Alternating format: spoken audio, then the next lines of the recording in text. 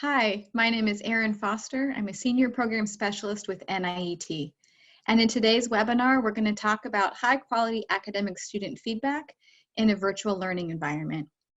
By the time our webinar is over today, you will be able to provide high-quality feedback to students in your virtual learning environment.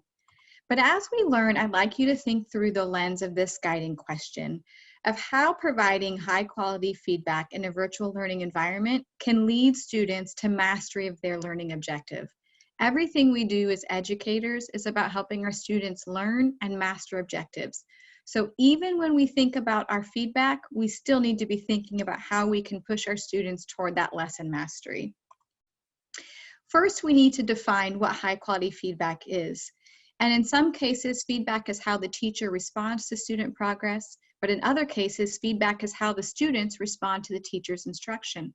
For today's webinar, we'll focus on how the teacher responds to student progress. And there are a lot of different measures of what makes high-quality feedback high quality. For today's webinar, we'll focus on the 3 criteria shown here. First, feedback that is high quality connects the student's learning back to the lesson objective or the success criteria. This is important because students won't know if their work was high quality or if it met the lesson mastery if we don't tell them. So it's important that we connect that back. The second criteria is that high quality feedback should cause students to think. When students think about their thinking or think about their learning, that metacognition provides them a roadmap of where they need to go next. And lots of research shows that students prefer feedback to answer that question, where to next?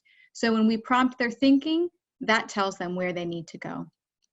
And third, feedback that is high quality is varied to meet the unique learning needs of our students. Just like when you are planning instruction, you take into consideration your students' varied learning needs and your students' varied learning rates. You also need to take that into consideration when you are planning for your high quality feedback as well. This ensures that all of our students are able to access, process, and move forward from the feedback that we provide. So from those 3 criteria, let's take a look at what some examples of high quality feedback are. Those first 3 bullets on this slide are examples that meet the criteria shown on the left. They connect back to the lesson objective, they cause the student to think, and they're varied to meet the unique needs of the students. Those bottom 2 are non-examples. Those do not meet the 3 criteria for high quality feedback. However, phrases like those shown are important and do have a place, especially in a virtual learning environment that we're experiencing now, when students need to feel both acknowledged and affirmed for their efforts, and they need that connection with their teacher. Those phrases are important as well. But for today's webinar, we'll focus on the high quality feedback that meets those 3 criteria. We know that feedback is identified as one of the most powerful influences on student learning performance. In fact, Dr. John Hattie's research shows that it has an effect size of 0.75. But to achieve that high effect size, feedback must be high quality.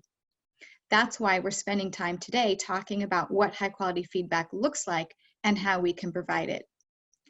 This quote is one of my favorites from a teacher in Goshen, and she really explains why high quality feedback is important. Because students may not know what they're missing if they don't know what they're going toward. And that goes back to the question that students want answered in their feedback. Where to next? What am I going toward? So I want to share with you some examples of how feedback from teachers in a virtual learning environment can help students know what they're working toward. Of course, this fits with high quality instructional practices, best practices that we know align with things like NIET's Teaching Standards Rubric. High quality academic feedback must be consistently academic focused, frequent, and high quality. That is especially important in a remote learning environment because in a face-to-face environment, students are literally surrounded with their peers and with their teacher. And this constant interaction provides numerous opportunities for students to receive feedback. And usually that feedback in a traditional face-to-face environment comes in one of 3 ways. First, the teacher might provide feedback to the whole class based on common trends in everyone's learning. Second, the teacher may provide feedback to that specific student based on his or her needs. But third, sometimes students overhear feedback a teacher is providing another student, and that causes them to think about their own learning as well. But in a remote learning environment, those opportunities don't exist. Learners are often left to work alone in isolation, and they have a lot more autonomy completing their work. They have less opportunity to have interaction with exemplars that show what high quality work looks like, and they have less opportunity for guided practice with the teacher that supports their learning. So this means that teachers have to be even more intentional to ensure that they're providing high quality feedback to their students. Let's take a moment to think, how might you leverage opportunities in your learning environment to provide high quality feedback that deepen your students' learning? If we know that high quality feedback is one of the most powerful influences in student learning, then we need to find a way to maximize that in our virtual learning environments. Feel free to pause the video and take a few notes, and then return when you're ready. So what does this practice look like in action? Remember our 3 criteria for high quality feedback. First, it must connect back to the lesson objective or the success criteria.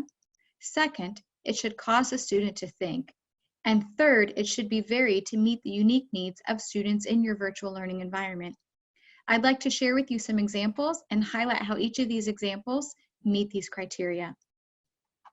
In this first example, the student uploaded their typing into the Seesaw platform, in which the teacher is able to review at a later time and then provide written feedback.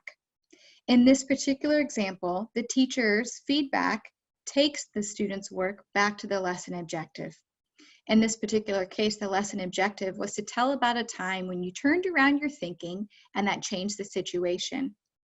So this teacher says, "I'm so glad you could turn your thinking around. I love the story that you shared with us."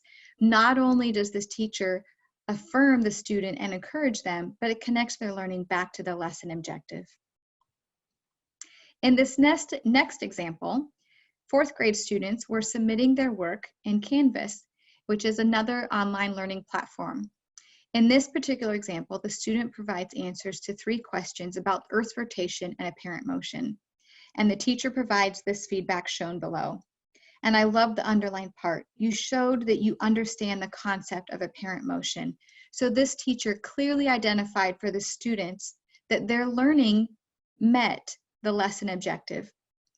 But if you take a peek closer at this teacher's feedback that they provided the student, look at that middle section.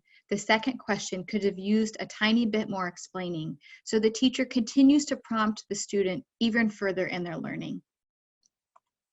In the same assignment that we saw on the previous slide, here the teacher provides student feedback to a different student that causes the student to think. In the middle of the feedback, you'll see an underlined section. Remember, explaining is like teaching someone. Could they understand the concepts from your answers? So by asking a question, this teacher prompted the student thinking even further. So when we're done with this webinar, feel free to go back into your virtual learning environment and take a look at the feedback you've provided students and see how often you ask a question that really prompts your students to think. In this next clip, we'll see a video, and this is a video of a synchronous learning session in which the teacher and her students are working on the big theme, interactions create change. And at the beginning of the synchronous learning session, the teacher set the stage by reviewing the lesson objective. And then the teacher shares examples of student work. And these are examples that the teacher has already reviewed and determined that they are high quality. Let's listen and see. You'll hear one example from a student that was shared, and then the teacher and another student provide feedback on that student's learning.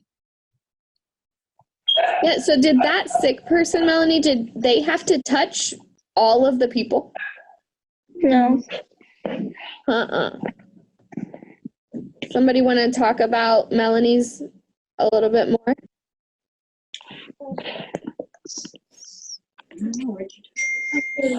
What do you think she did well? Go ahead, Leigh. It kind of talks about how it talks about how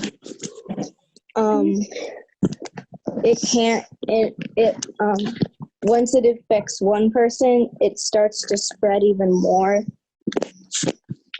Yeah. I like hers too because you can stop it at a certain point, like here. What would happen if this guy decided, hey, I'm just going to stay in my house? More people wouldn't get infected. Yeah, like the other people just wouldn't have happened then. I thought that was a really good breakdown example of it. Wasn't that fabulous? I love how the students were asked to show in a visual how interactions can cause change by way of the coronavirus social distancing. What a way to make learning relevant. And when that teacher highlighted that specific student example, I love what she said when she first showed it and then said, who wants to talk about Melanie's work some more? She gave some good wait time, and then she prompted another question. What would happen if we stopped it right here? And if this person, and she pointed to one of the little red people, what happens if this person doesn't go out anymore? So she really used the student work to highlight this larger key concept of how interactions create change or how an interaction cannot create change if it is stopped. And so not only did that feedback connect back to the lesson objective, but it also really pushed students to think. We'll see another clip here, and in this clip, we're going to highlight the last criteria that the students' needs are met through the feedback from the teacher. And in this clip, we're seeing a teacher response from a student video in the Flipgrid platform. So the student uploaded a video that showed all of the things that are brown in his house. And the teacher, knowing that the student is an EL student, is very strategic in the words he uses in his feedback to the student to build his vocabulary. Let's take a listen. Thank you for your video. You found 5 things in your house that were brown. That's even more than I found. And 2 of them were baskets. I think, do you keep laundry? Do you keep dirty clothes in one of those baskets? That's what it looked like to me. Anyway, thanks for your video. So think about in the feedback that you provide your students. Do you have students who could use intentional opportunities to build their vocabulary? And do you take advantage of those opportunities in feedback that you provide to them? That's a great question. Let's take another example. In this particular example, you can see the Flipgrid transcription. And this student who's receiving feedback in a face-to-face environment really struggles to comprehend his reading and struggles to retell events in his story. So it's even harder for him in this remote learning environment. So his mom helped him in his Flipgrid submission, and she prompted him to tell about your story. And he said, well, what I like about is when the people were hiking. And the mom prompts again, and another thing you liked about it? And the student says, about the mountains, and I wish I could go there someday. Let's listen to the teacher's response, and in her feedback, think about how she meets his needs and affirms that he responded to a text successfully. It's so wonderful to see your face. I miss you. I thought your response was great. I think watching the people hike was really cool. And I too hope I can go there someday. It would be really cool to see that park. Take care. Bye. I bet that student feels so proud of his work. And I think that's a wonderful piece of feedback that we have that opportunity to help students take pride in what they've done as well.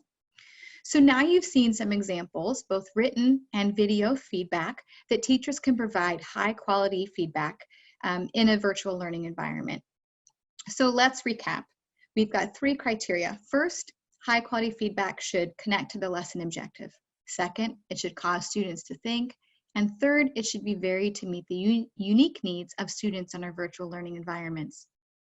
Let's take another moment to pause and think. What ideas have we discussed today that you can use in your virtual learning environment to provide students with high quality academic feedback? And what action steps will you take to ensure you transfer this practice? You might also be thinking about how you can go back and check your feedback to see, are you asking questions? Are you using vocabulary to build vocabulary for your students? Take a moment and jot down your thoughts. Feel free to pause the video and return when you're ready. I sure do hope that you've enjoyed today's webinar and it's been helpful for you. If you're like me, you have quite a list of to-dos of things that you can take right to your classroom. But if you're still looking for more, feel free to check out NIET's Instructional Strategies for Virtual Learning and Dr. Candace McQueen's blog, To-Dos for Virtual Learning, both of which can be accessed through our website at niet.org. And of course, we'd love to hear how today's webinar and our work with you impacts you and your students. So feel free to share on social media using the handles below, and we'd love to connect with you. Thanks so much and have a great day.